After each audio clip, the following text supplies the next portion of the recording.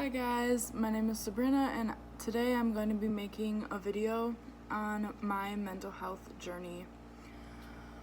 When I was 12, I started cutting. It wasn't bad at first, just experimenting, I guess you could say, not necessarily. I was depressed and I started cutting just one cut, and then I cut up my thighs and I would wear tall knee-high socks to cover them in gym class. And then I'd continued cutting throughout then, and then my mom, someone at school found out and told a counselor, and then my mom found out and I got into counseling. And I did that for like 2 years, and then when I was 14, I was still in counseling. That's the only help I was getting. I hadn't been diagnosed with depression.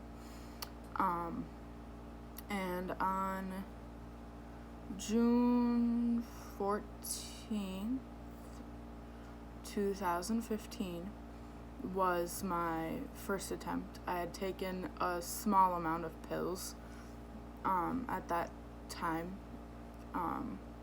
in an effort to not wake up. I didn't want to wake up again. I was then hospitalized, just like in the ER, for taking those. And they asked me if I was going to do it again, and obviously I said no. But I needed help. And nothing really came of that. I was just doing therapy, whatever. And then still cutting. Still having suicidal thoughts and stuff like that. No one really ever talked to me about it, and that's one thing I wish I had. I do have a really supportive family and a very supportive aunt, thankfully, that's helped me through this. But no one really talked to me over the years leading up to February 23rd, 2018, which was the second time I attempted to take my life, and I was more serious about it this time. I was very, very depressed at this point, still cutting, severely depressed, no help. I was not in therapy. I was probably out of therapy for about a year at this point.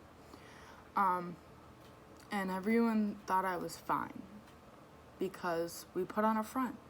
We don't want people to know that we're hurting, that we don't like ourselves, that we don't want to be here.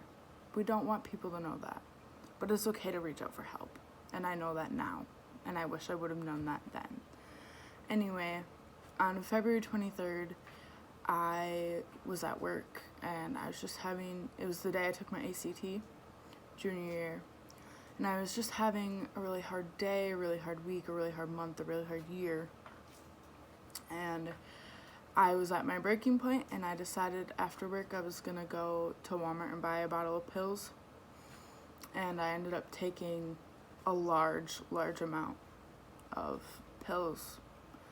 And I'm not really going to go into detail of how many or what happened necessarily. But that night I took the pills, went to sleep, hoping I just wouldn't wake up.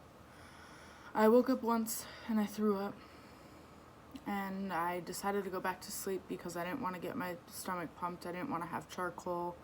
I didn't want help. So I went back to sleep, and I woke up again an hour or two later throwing up. And I was like, okay, I don't want to do this. I don't want to keep throwing up, because obviously that's what's going to happen because my body's trying to get rid of this. So I went downstairs and I told my mom, and obviously she was upset and she asked me why, but there was no questions after that. We went to the ER, which is only like 3 minutes from our house. We went to the ER. They got me hooked up to an IV. That's not fun, especially when you're throwing up and the nurse is trying to get in your arm or your hand. I was throwing up and the nurse said, "You need to be still." And I was like, "I can't stop throwing up. Like, my body's trying to get rid of this substance. Can't stop it." Eventually I got my IV in. I ended up having an IV in my hand and in my arm because I needed a lot of fluid and antidote and stuff like that to get rid of the medicine, because it was too late to pump my stomach and too late for charcoal, which is what I wanted, but it's not healthy for your liver or your body at all. Your liver is actually more susceptible to failing if you can't get your stomach pumped or get the charcoal or whatever to get that medicine out of there. So they did that. I ended up being transported to a children's hospital about 45 minutes away. That was not fun, sitting in a stretcher in the back of an ambulance, puking, not really puking, like nothing was coming out at that point. It was just like a little bit of stomach acid. I'm sorry if you guys get squeamish. It's a little bit of detail. Then I got to the hospital, and by this point I was by myself. My mom decided to drive separately, so she had her car down there since it's far from home. I was by myself, and they were telling me like what treatment and stuff they were gonna do. And then my mom got there like 15 minutes later, whatever. I got into the hospital, and obviously they asked me what had happened. I was put on watch.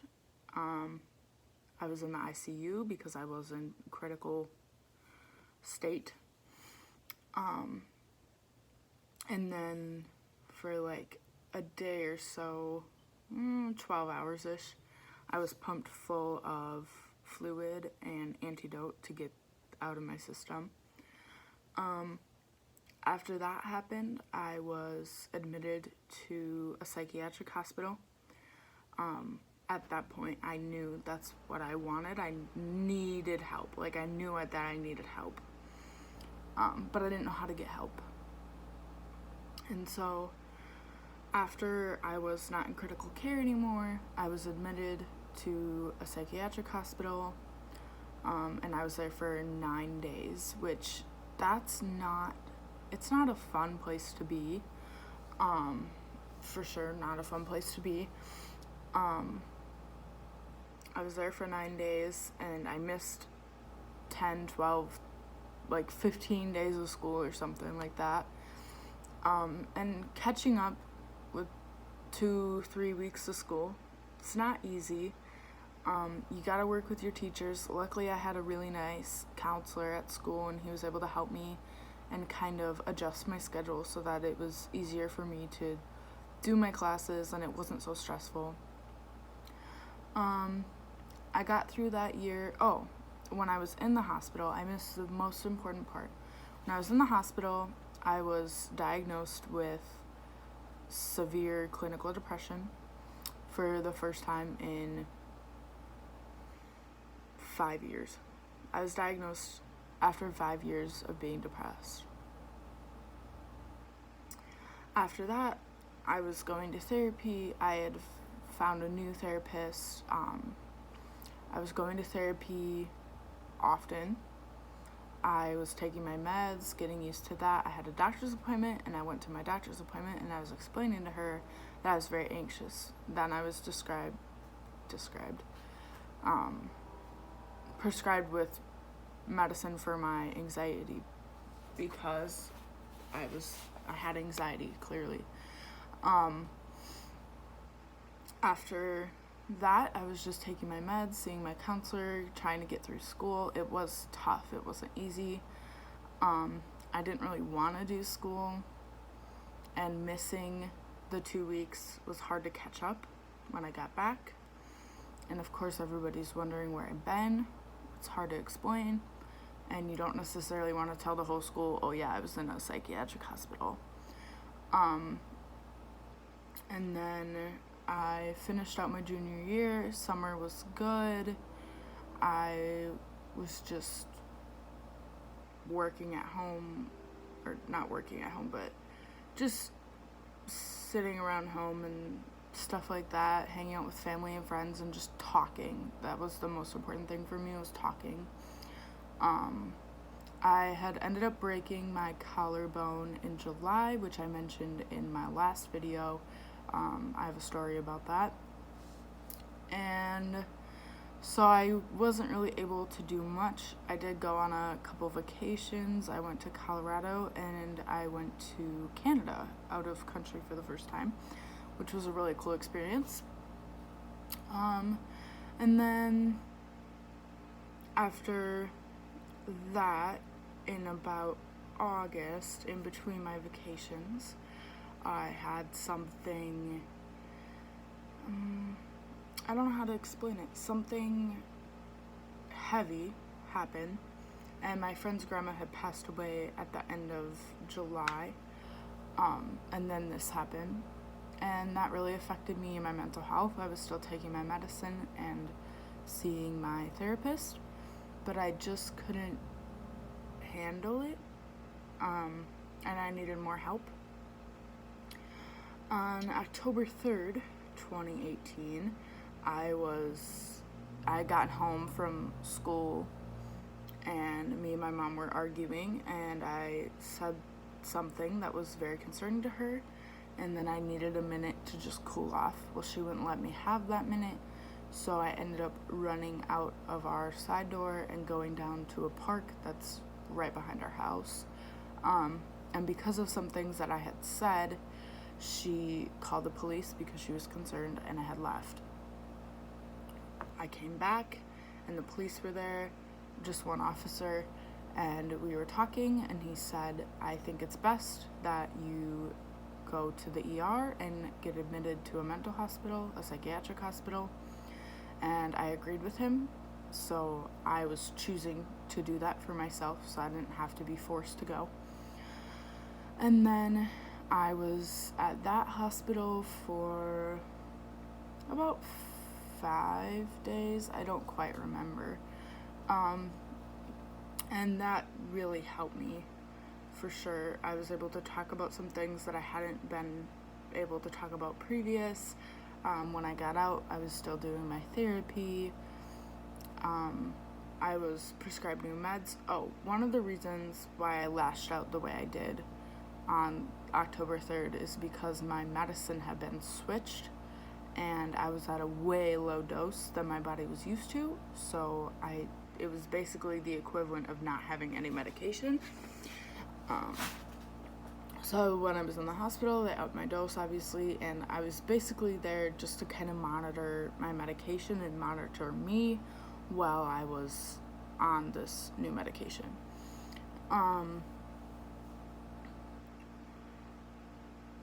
Fast forward to April 20th of this year, 420, I was sexually assaulted, which I will make another video, I will be making another video on in the future. I was sexually assaulted, and that strongly affected my mental health. I was still on my medication, still going to therapy, talking about it, but I was having a really hard time. I stopped going to school, and it was right before graduation. Luckily, the school and my family worked together to make a plan so that I could graduate, because that was important. I had made it up to that point, and I had stopped, and I needed to keep going in order to graduate because I was so close. I made it through graduation. I graduated, yay! My mom and I went to Italy for 2 weeks, which was lots of fun. I will also be talking about that in another video. We went to Italy for 2 weeks, came back. I wasn't doing so great necessarily. After I was sexually assaulted, I had gotten into cannabis more heavily than I ever had, and that negatively affected me as well. And then I had met someone, and it all changed. I felt normal again, I guess you could say. And then at this point I was still taking my medication, but I had missed a couple days of my medication and had felt fine. Before, if I missed my medication, On the third day, I didn't feel fine. I was having suicidal thoughts and ideations again, and then I knew, okay, you need to take your medicine.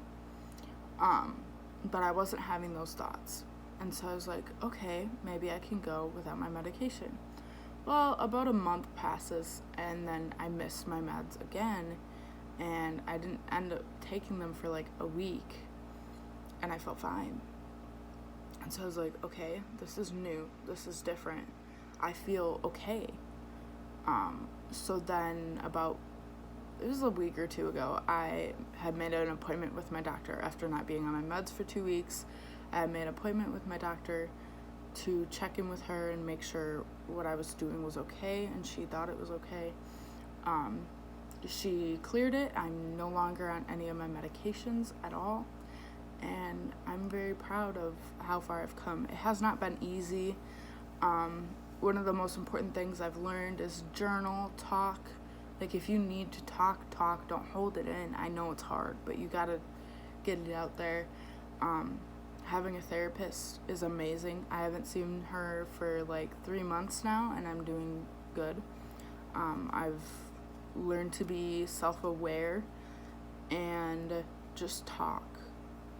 I talk to my aunt, I talk to my mom a little bit, I talk to my grandma, just anyone that is willing to listen. I will talk to them and let them know how I'm doing. That is my story. And all I have to say is, if you are suicidal or know someone that is, please try to help them or help yourself. Reach out. You can reach out to me, reach out to a friend or a family member. Call the suicide hotline. I've called a couple different ones a couple different times, and they're pretty helpful. And it's just someone to talk to, once again, to talk. And when you call a hotline, they're not necessarily going to admit you to a hospital or say call 911 or whatever, but they're going to try to talk you down and help you through your thoughts and help you find other resources. There's a lot of websites and coping mechanisms that I have found. I will try to leave a link if I can. The most helpful thing for me is just reaching out to anyone that I can. I hope you guys enjoyed this video, and be safe. I love you. Bye.